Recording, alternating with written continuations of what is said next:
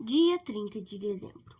Santo Estúrmio Abade, 779.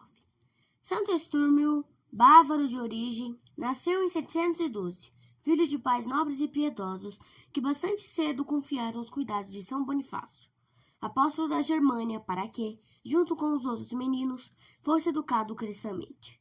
Estúrmio entrou, pois, no convento de Fritzlar, onde, sob a sábia direção de Wigberto, fez rápidos progressos na vida religiosa, como também nas ciências.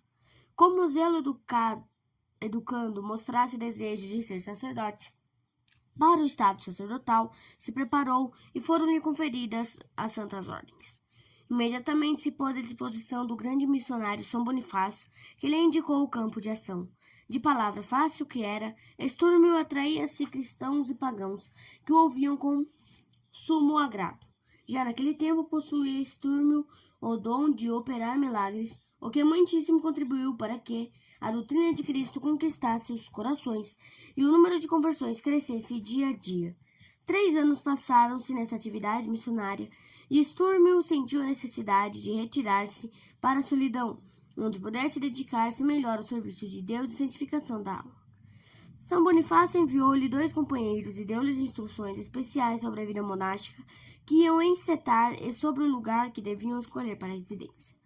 Depois de muito procurar, encontraram um sítio apropriado perto de Fulda, de que lhes fez doação o príncipe Carlomano.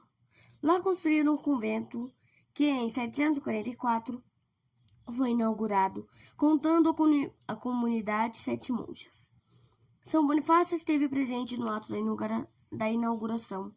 Instalou Estúrmio nas atribuições de abade, introduziu a regra de São Bento, que foi observada com todo rigor. 4 anos depois, Estúrmio visitou os conventos mais célebres da Itália. Muitas observações pôde fazer da vida religiosa, como era praticada em outra parte, e muita coisa útil introduziu depois no mosteiro. A comunidade cresceu em poucos anos. As vocações apareciam em grande número, apesar da austeridade e do rigor que reinava no mosteiro de Estúrmio. Este convento era um oásis de paz e ordem, lugar para onde, de preferência, São Bonifácio se retirava para descansar corporal e espiritualmente dos labores de missionário bispo. Depois da morte deste grande apóstolo, Estúrmio concedeu o plano de dedicar-se à conversão dos pagãos que moravam nas imediações de Fulda e consolidar a região entre os cristãos já existentes. Esta ideia provocou forte descontentamento entre os monges, que malevolamente lhe imputaram intenção ambiciosa, como se quisesse fundar um bispado independente. Nesse sentido, deram parte ao santo arcebispo Lulo de Mogúncia. O seguiram, por meio de intrigas e calúnias, que Estúrmio, por ordem do rei Pepino, tivesse de internar-se num convento na França. O santo suportou a humilhação sem se queixar. No entanto, no convento de Fulda, porém, entrou grande perturbação que tomou proporções assustadoras quando São Lulo deu aos monges um superior à sua arquidiocese. Os monges queixaram-se a Pepino e, com licença deste, elegeram um dos discípulos de Estúrmio, de nome Pressoldo. Com a eleição deste, voltou a paz e Pressoldo empenhou-se pela volta de Estúrmio. Sem que Pepino tivesse sido solicitado por alguém, teve uma conferência com um exilado e permitiu-lhe que voltasse para o convento que fundara. A recepção que teve foi soleníssima. A comunidade veio-lhe ao encontro processionalmente. Pressoldo entregou-lhe as insígnias da dignidade de abade. Recolocado em todos os direitos do cargo, Estúrmio cuidou, em primeiro lugar, da reforma da disciplina monástica, que foi obra coroada do mais brilhante êxito. Em pouco tempo, a comunidade de sacerdotes atingiu o número de 400, e a fama do convento de Fulda espalhou-se pela Europa toda. Em 767, Estúrmio foi comissionado por Carlos Magno para negociar a paz com Tassilo, duque da Baviera. Depois foi destinado para a missão entre os saxões. Com alguns monges de escolha, o santo pôs mão a esta obra dificílima e perigosa. É escusado dizer que sofreu muito entre aqueles bárbaros. Sempre pôde registrar a conversão de um número considerável de pagãos ao cristianismo. Uma grave doença obrigou a retirar-se para o convento de Fulda. Winter, médico assistente do rei, acompanhava-o.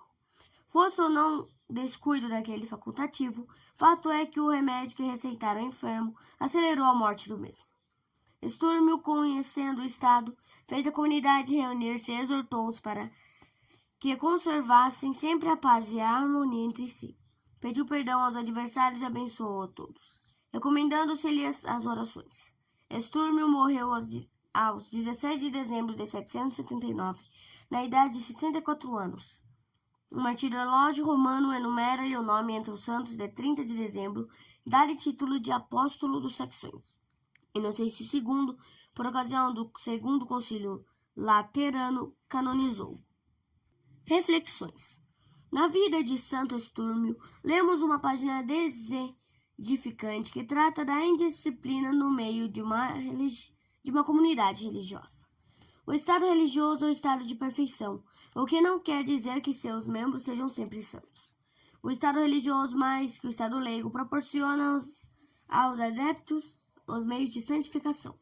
No convento não existem os perigos do pecado como no mundo. As ocasiões de pecar não se oferecem como os cristãos que vivem por aí fora.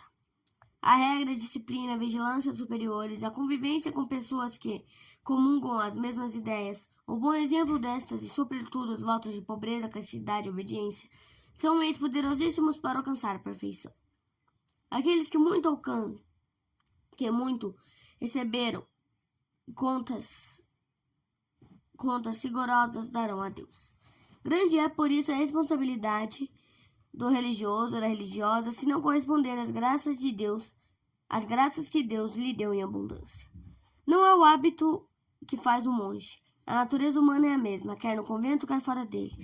Quem não declara guerras, mas paixões, quem transige com o princípio das trevas, quem não aceita o combate contra a tríplice concupiscência, que em todos nós existe, a dos olhos, a da carne e a soberba, afasta-se do caminho da santidade e perde-se, quer tenha dado nome a uma ordem ou congregação, quer viva no mundo. Reza por todos os estados da igreja para que Deus os conserve na graça e para que seus membros não se afastem das normas da disciplina religiosa cristã.